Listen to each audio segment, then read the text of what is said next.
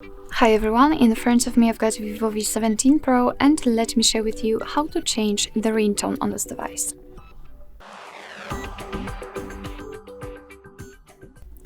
So first of all we have to enter the settings and then let's scroll to find sound and vibration.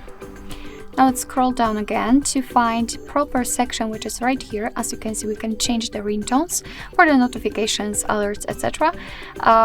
However, I will do it for the incoming call. So let's simply tap on it, and as you can see, we will be transferred to this list of currently installed or pre-installed system ringtones from which we can choose.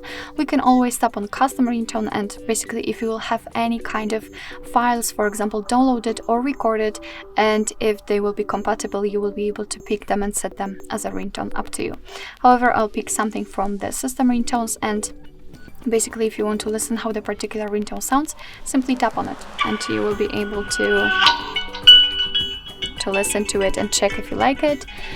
And basically if you decide that you want to set this ringtone, make sure that it is marked, so in my case rhythm, and simply go back. As you can see, it will be immediately notified right here, which simply means that from now on your device will use the chosen ringtone to notify you about the incoming call.